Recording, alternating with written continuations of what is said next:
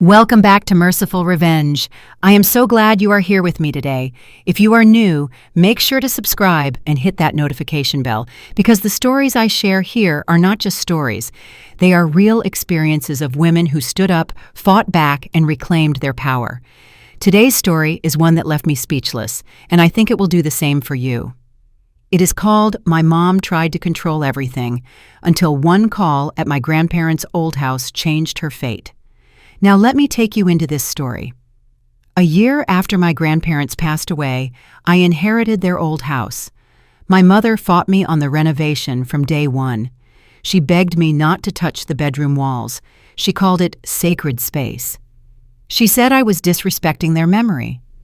But here is what I did not understand at the time. My mother had not visited that house once in the final years of my grandparents' lives. She never cared about their memory when they were alive. So why was she suddenly so protective of those walls? The answer came on a Tuesday afternoon when my contractor called me with a voice I will never forget. He said, "You need to come now, and do not come alone." After a long pause, he added, "Bring your mother and your sister." When I walked into that bedroom and saw what they had found hidden inside the wall, everything I thought I knew about my family shattered in an instant. My mother had been lying to me for years. She had stolen from my grandparents while they were still breathing. She had forged documents, manipulated my sister, and buried secrets she never expected anyone to find. But she made one fatal mistake. She underestimated the daughter she had ignored her entire life. What you are about to hear is a story of betrayal manipulation, and the moment I finally understood why my grandmother whispered to me on her deathbed call, "Aunt Peggy, she has what you need to know." Stay with me until the very end, because what my mother did and what happened to her when the truth came out will leave you absolutely stunned. My name is Julia Keller, and I am 42 years old. I have spent the last 20 years building a career in asset management, helping clients protect and grow their wealth, while I quietly built my own. I left home at 18 with nothing but a scholarship and a determination to never depend on anyone, especially not my mother. The day the lawyer read my grandparents' will, I sat in that cold conference room and listened to words I never expected to hear. The house, their beloved 3-bedroom colonial, where I spent every summer of my childhood, was mine. But it was not just the inheritance that surprised me. It was the clause attached to it.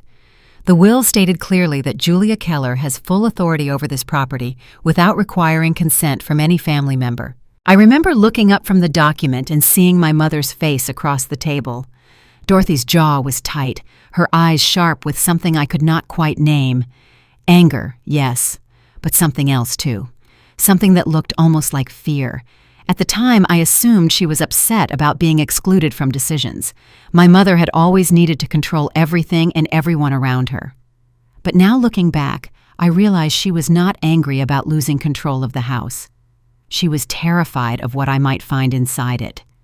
My grandparents knew their daughter. They knew her better than I ever did. And they tried to protect me from her, even from the grave. Growing up in the Keller family meant understanding your place in the hierarchy, and my place was nowhere. My younger sister Rachel was the golden child, the one who received everything without asking. When Rachel wanted to go to college, my parents paid every tuition bill without hesitation. When I wanted the same, my mother sat me down and explained that money was tight, that I would need to figure it out on my own, that I was smart enough to earn scholarships. I did earn them. I worked 2 jobs and graduated with honors. But I watched my sister glide through the same university on my parents' money, never knowing what it felt like to choose between textbooks and groceries. The favoritism extended beyond finances. For 5 consecutive years, I was not invited to Thanksgiving dinner. My mother's explanation was always the same. "You are doing fine on your own, Julia. Rachel needs family support right now." Rachel was always going through something. A bad breakup, a career change, a difficult phase, and I was always doing fine, which apparently meant I did not need my family at all. 3 years ago, I was hospitalized for emergency surgery. I called my mother from the recovery room, groggy and alone, hoping she would come. She said she could not make it because Rachel was going through her divorce and needed emotional support. I hung up the phone that day and made a decision. I stopped expecting anything from Dorothy Keller. When my grandmother was dying, I sat beside her bed holding her hand. She could barely speak, but she pulled me close and whispered something I have never forgotten. "If anything happens, call Aunt Peggy. She has what you need to know." I asked her what she meant, but she just squeezed my fingers and closed her eyes. I thought it was the medication talking. I thought she was confused. I never called Peggy. I did not even have her number. But those words stayed with me, hovering at the edge of my memory like a warning I was not ready to understand. When I announced my plans to renovate the house, my mother's reaction was immediate and irrational. She called me within hours, her voice sharp and demanding. "Do not touch the bedroom walls. That is sacred space. You need to respect your grandparents' memory."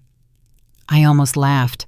My mother had not visited that house once in the last 3 years of my grandparents' lives. She never called to check on them. She never offered to help with their medical appointments or grocery shopping.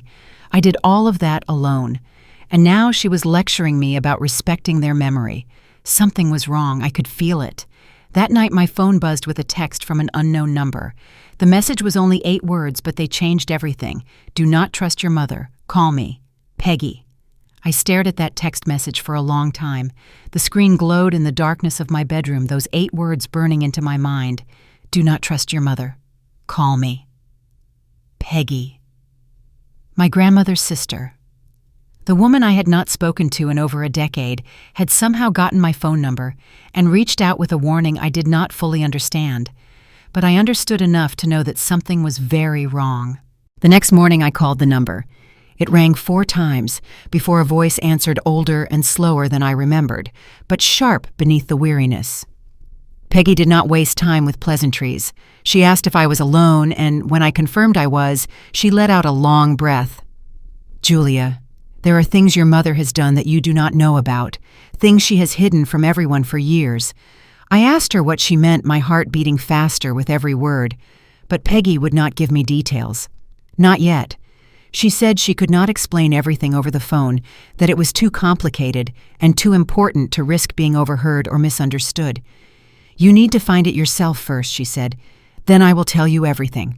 I will confirm what you discover and fill in the gaps." I pressed her, asking what exactly I was supposed to find. Her answer was simple and chilling. "What your mother is afraid of." Before she hung up, she added one more thing. "Do not let Dorothy know we have spoken, and whatever you do, do not stop the renovation." I spent the rest of that day trying to make sense of Peggy's words. What was my mother hiding? What could possibly be in that house that she feared so much?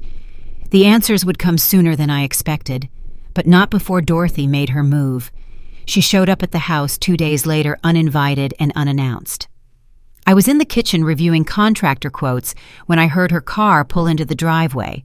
By the time I reached the front door, she was already walking up the porch steps with that familiar expression of forced concern that I had learned to recognize as manipulation in disguise. "Julia," she said, "I have been thinking about this renovation, and I really believe I should be here to supervise. Your grandparents would have wanted family involved in any changes to their home. I told her that would not be necessary, that I had hired professionals, and everything was under control." But Dorothy did not accept rejection easily. She pushed past me into the living room, her eyes scanning the space as if she were looking for something specific. I watched her gaze drift toward the hallway that led to the master bedroom, the same bedroom she had demanded I leave untouched. When I repeated that I did not need her supervision, she switched tactics. The guilt came next, delivered with practiced precision. "I sacrificed everything for you children," she said, her voice trembling just enough to sound wounded. "I gave up my own dreams to raise this family. I only want to protect your grandparents' memory, to make sure their home is treated with respect. Why do you always treat me like an enemy?" Julia, I have heard variations of this speech my entire life. The martyrdom, the accusations, the subtle implication that any boundary I set was actually an attack on her. But this time I noticed something I had missed before. Even while she spoke, her eyes kept drifting back to that hallway. She was not there to supervise the renovation. She was there to monitor what I might find. I asked her to leave. She protested, but I held firm, and eventually she walked back to her car with a promise to return. As I watched her drive away, I knew I needed to start digging deeper. If my mother was this desperate to control what happened in this house, there had to be a reason. That evening, I sat down with the property documents I had gathered for the renovation permits. I had requested copies of the deed, the title history, and any liens or encumbrances registered against the property. It was routine paperwork, the kind of thing I reviewed for clients every week in my professional life. But what I found in those documents was anything but routine. There was a mortgage, an $80,000 mortgage registered against my grandparents' house, dated 3 years ago. At that time, my grandparents were still alive, but growing increasingly frail. My grandmother had already begun showing signs of the illness that would eventually take her life. My grandfather was struggling with mobility issues and relied on help for daily tasks. Neither of them was in any condition to manage complex financial transactions. But that was not what shocked me most.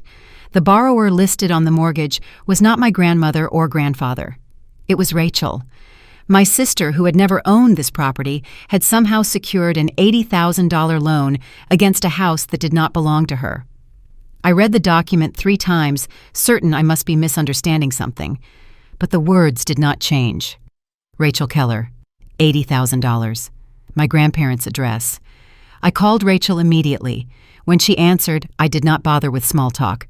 I asked her directly about the mortgage.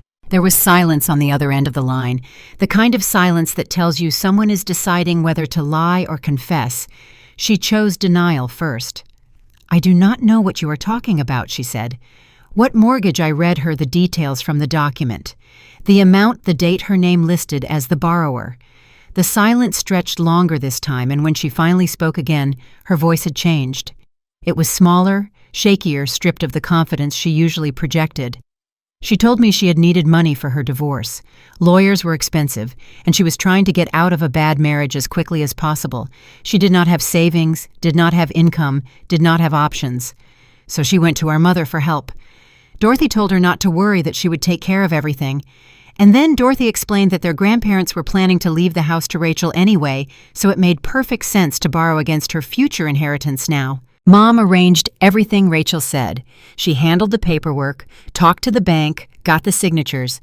She told me it was fine, that Grandma and Grandpa knew about it and approved. I asked Rachel if she had ever actually spoken to our grandparents about this loan. She admitted she had not. Dorothy had insisted on handling all communication herself, claiming she did not want to burden them with stressful conversations about money during their declining health. I sat in my kitchen with the phone pressed to my ear, trying to process what my sister had just revealed.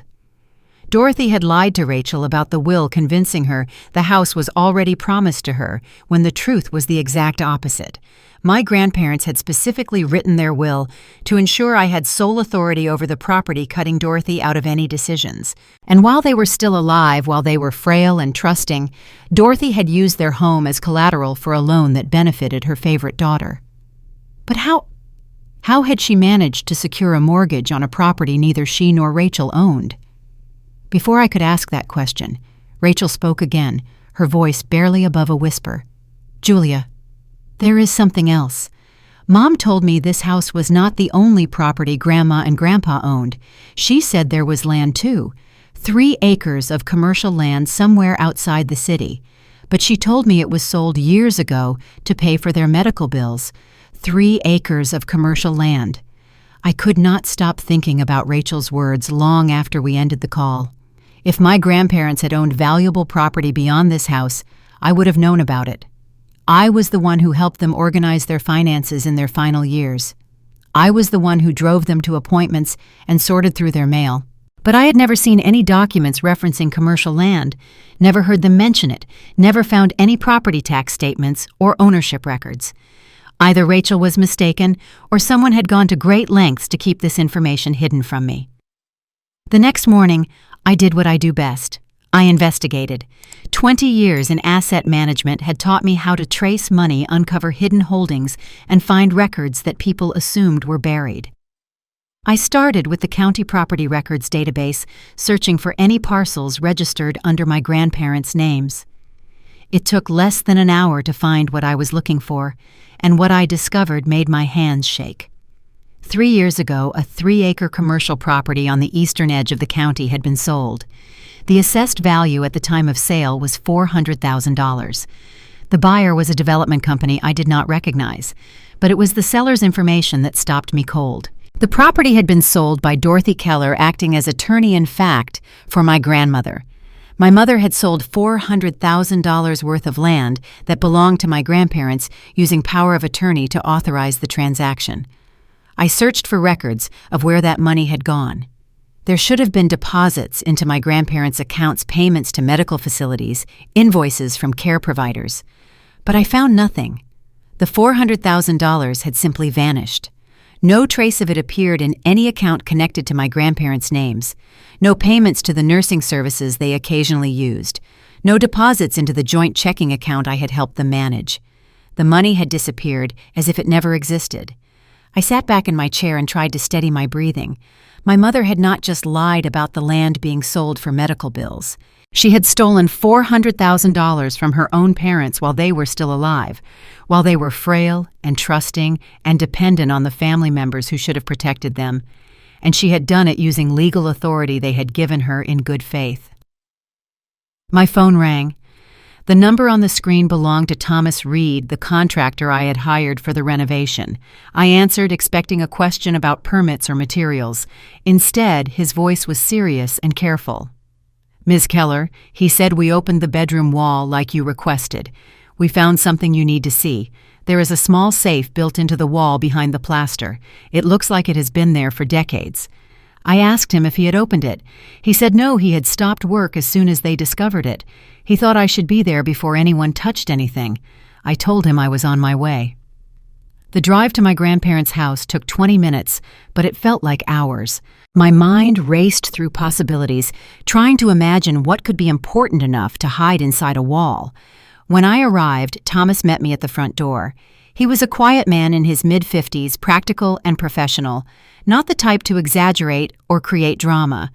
He led me down the hallway to the master bedroom, where two of his workers stood near a section of exposed wall. Behind the torn plaster and broken lath, I could see the dark metal door of a small safe embedded in the studs. Thomas explained that they had been removing the old plaster to check for water damage when they discovered the safe. It was positioned behind what had been my grandmother's side of the bed, hidden in the wall for what looked like many years. The safe was old but well-maintained, with a simple combination lock that had not been changed since installation. I tried the combination my grandmother had used for everything important in her life, the date of her wedding anniversary. The lock clicked open. Inside the safe, I found 4 items that would change everything I thought I knew about my family. The first was a handwritten letter several pages long, written in my grandmother's careful script. The second was a legal document titled Limited Power of Attorney, dated 4 years ago, with my grandmother's signature at the bottom. The third was a copy of my grandparents' original will, different from the version that had been filed with the court after their deaths. And the fourth was a smaller note clearly written later than the letter in handwriting that had become shaky and uncertain. I read the limited power of attorney first. The document was straightforward and narrow in scope. It authorized Dorothy Keller to manage payment of medical bills and routine household expenses on behalf of my grandmother. It specifically stated that this authority did not extend to real estate transactions, sale of assets, or any financial decisions exceeding $5,000. My grandmother had given Dorothy the power to pay doctors and buy groceries, nothing more. But the property records I had found that morning showed Dorothy selling land worth $400,000. If this limited power of attorney was the only authorization my grandmother had given, then how had Dorothy completed that sale? The answer was in my grandmother's final note, the one written in trembling handwriting that spoke of illness and weakness. The POA she used to sell the land is not the one I signed my grandmother had written. She forged my signature on a general power of attorney. I found out too late. I was too weak to fight her. I am so sorry, Julia. I tried to protect you. I tried to leave you something she could not touch. Please forgive me for not being stronger. I read those words 3 times before I fully understood what they meant. My mother had not just abused the legal authority she was given. She had committed forgery. She had created a fake document with my grandmother's forged signature, granting herself unlimited power over my grandparents' assets. And then she had used that forged document to steal everything she could get her hands on. The original will in the safe confirmed what I had suspected. The 3 acres of commercial land had never been intended for Dorothy or Rachel. According to my grandparents' true wishes, that land was supposed to be divided equally between me and Peggy, my grandmother's older sister. The woman who had texted me the warning. The woman who had told me to find what my mother was afraid of. Peggy was not just a witness to Dorothy's crimes. She was a victim.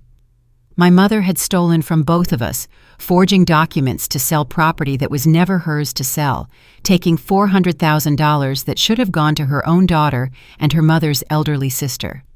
The mortgage suddenly made sense too. Dorothy had used the same forged general power of attorney to secure the $80,000 loan against this house. She had put Rachel's name on the paperwork to distance herself from the transaction, manipulating my sister with lies about inheritance while using fraudulent documents to make the whole scheme possible. I carefully placed all 4 items back in the safe and closed the door. My hands were steady now. The shock had passed, replaced by something colder and more focused. I had spent my entire life being dismissed by my mother, being told I was not good enough, being excluded from the family that should have loved me. Now I understood why. Dorothy had never wanted me close because I was the one person who might have discovered her secrets. I was the daughter who asked questions, who checked documents, who did not simply accept what I was told. My phone buzzed in my pocket. I pulled it out and looked at the screen. Mother calling. For the first time in my life, I had evidence she could not talk her way out of. I let the call go to voicemail. I was not ready to speak to my mother yet, not until I had everything in place. The evidence in that safe was damning, but I needed professional guidance before I made my next move. That afternoon, I contacted a lawyer who specialized in elder financial abuse cases. I showed him the documents, explained the timeline, and watched his expression grow more serious with every detail. By the end of our meeting, he confirmed what I already suspected. My mother had committed multiple felonies: forgery, fraud, financial exploitation of vulnerable adults. If I wanted to pursue criminal charges, I had a strong case. But he also gave me another option. I could confront her privately first and demand restitution. If she returned the money, I could choose whether or not to involve law enforcement. The decision was mine. I thought about it for 2 days. Part of me wanted to hand everything over to the police and let the justice system handle Dorothy Keller. But another part of me, the part that still remembered being a little girl who wanted her mother's love, needed to see her face when she realized she had finally been caught. I needed to hear what she would say when there were no more lies left to tell. I sent Dorothy a text message on Thursday evening. The words were simple and direct. I know about the 3-acre land. I know what you did. Meet me at Grandma's house tomorrow at 5. She did not respond, but I knew she would come. Dorothy could never resist an opportunity to control a narrative, to spin a story to convince everyone that she was the victim and I was the ungrateful daughter making trouble. What she did not know was that I had also invited someone else. Peggy would be there waiting in the back bedroom until the right moment. And I had asked Rachel to come as well, though I had not told her why. My sister deserved to hear the truth directly, not filtered through our mother's endless manipulations. Dorothy arrived at exactly 5 o'clock, stepping out of her car with Rachel close behind. I watched them walk up the porch steps, my mother's face arranged in an expression of wounded dignity, my sister looking confused and anxious. I met them at the door and led them into the living room, where I had arranged chairs facing each other. The documents from the safe were in a folder on the coffee table, along with the bank records I had obtained and the property sale information from the county database. Dorothy sat down and immediately began her defense. I do not know what you think you have found, Julia, but I can explain everything. The land was sold to pay for your grandparents' medical bills. I have receipts. I did what I had to do to take care of them when no one else would help. I let her finish, then I opened the folder and placed the first document in front of her. It was a summary of the bank transactions from the time of the land sale, showing exactly where the $400,000 had gone. Not to medical facilities, not to care providers, not to any account connected to my grandparents. The money had been deposited directly into Dorothy's personal checking account, where it had been gradually spent over the following 3 years. Her face flickered just for a moment before she recovered. There were expenses, she said quickly, things I paid for out of pocket. I used that money to reimburse myself for years of caregiving costs. I asked her to show me the receipts for $400,000 in caregiving expenses. She could not. I asked her to explain why the deposits matched the exact amount of the land sale and appeared in her account within days of the transaction. She had no answer. The first wall of her defense had crumbled, so she shifted to the second. "I did everything alone," Dorothy said, her voice taking on a pleading quality. "I was overwhelmed. Your father had left. Rachel was going through her divorce. You were too busy with your career to help. I made mistakes, but I was trying to hold this family together. I was carrying the entire burden by myself." I placed the second document on the table, the limited power of attorney. My grandmother had actually signed alongside a copy of the general power of attorney that Dorothy had used to sell the property. I pointed out the differences in the signatures, the inconsistencies in the notarization, the fact that the general POA had appeared out of nowhere 3 years ago when my grandmother was too weak to even hold a pen steadily. "My grandmother did not sign this," I said. "You forged her signature. You created a fake document to give yourself authority she never granted you." Dorothy's composure cracked. Her eyes darted around the room looking for an escape, a distraction, anything she could use to regain control. When she found nothing, she attacked. "You want to send your own mother to prison?" she hissed. "After everything I sacrificed for you, after all the years I spent raising you, feeding you, keeping a roof over your head, this is how you repay me, by threatening me with lawyers and police? I am your mother, Julia. I gave you life." I kept my voice steady. "You have two choices. Return the money, all of it, to the people it belongs to, or I let the lawyers handle this, and you can explain your choices to a judge. I do not want you in prison, but I will not be robbed, and neither will anyone else." The front door opened. Dorothy turned, expecting perhaps another family member she could recruit to her side, another ally she could manipulate into defending her. But the woman who walked through that door was not an ally. Peggy moved slowly, supported by a cane, her 82 years evident in every careful step. But her eyes were sharp and clear, fixed on Dorothy, with an expression that held no warmth and no mercy. "Hello, Dorothy," Peggy said. "It has been 3 years since you sold land that was half mine. I have been waiting a long time for this conversation." Dorothy's face went white. In all her scheming, all her careful manipulation, she had never once considered Peggy a threat. The quiet old aunt who lived alone, who rarely attended family gatherings, who seemed to exist on the periphery of everyone's awareness. Dorothy had dismissed her completely, never imagining that Peggy had legal standing as a co-owner of the stolen property, never realizing that the woman she had defrauded was watching and waiting for the right moment to strike. Rachel stood up from her chair, tears streaming down her face. She turned to Dorothy with an expression I had never seen on my sister before. It was not anger or accusation. It was the devastated realization of someone whose entire understanding of her life had just collapsed. "You told me that money was your savings," Rachel said, her voice breaking. "When I was going through the divorce, when I had nothing, you gave me money and told me it was a gift. You said you had been saving for years, and you wanted to help me restart my life. I used that money, Mom. I paid lawyers with it. I put a deposit on my apartment with it. I built my new life on it. And now you are telling me it was stolen, that I have been spending money you took from Grandma and Grandpa, from Aunt Peggy." Dorothy opened her mouth to respond, but no words came out. For the first time in my memory, my mother had nothing to say. No excuse, no justification, no manipulation ready to deploy. She looked around the room at me, standing calm and resolute, with evidence she could not dispute, at Rachel crying with the weight of unwitting complicity at Peggy, watching her with decades of quiet patience, finally reaching its conclusion. She had spent her whole life controlling the people around her, bending them to her will through guilt and obligation and carefully constructed lies. And now in this room, surrounded by the women she had wronged, she had no one left to manipulate.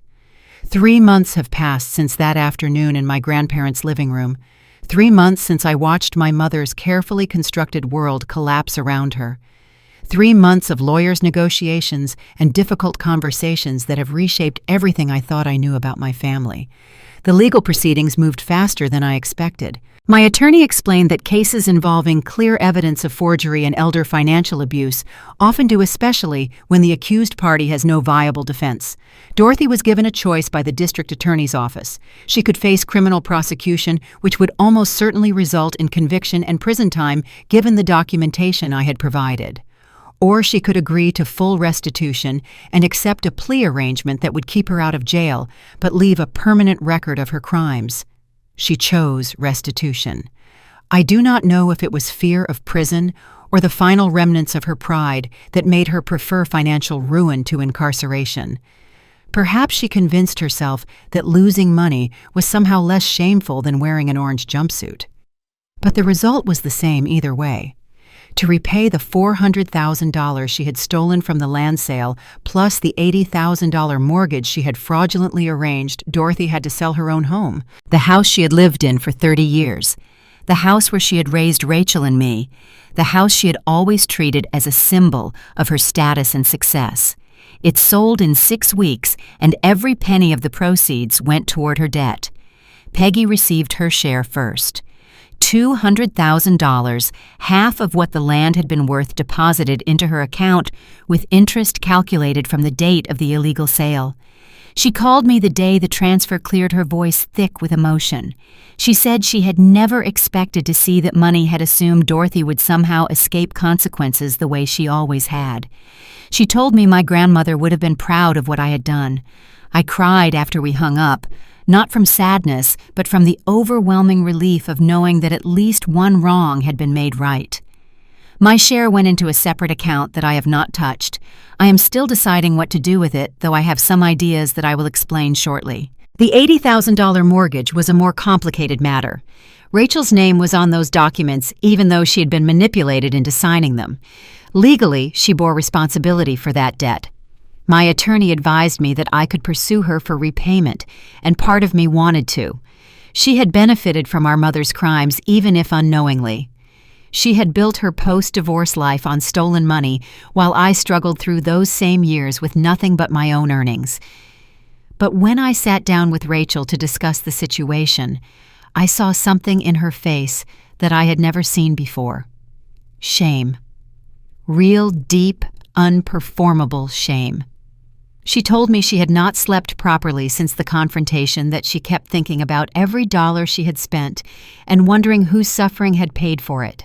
She said she understood if I never wanted to speak to her again, that she would accept whatever consequences I decided to impose. I looked at my sister, really looked at her for perhaps the first time in our adult lives, and I made a decision. You did not know, I told her. Mom lied to you the same way she lied to everyone. But now you do know. And what you do next is up to you. Rachel chose to take responsibility. She refinanced the mortgage into her own name alone, removing any connection to our grandparents' estate. She took a full-time job for the first time in years, working as an office manager for a medical practice near her apartment. The work is hard, and the hours are long, and the pay barely covers her expenses after the mortgage payment.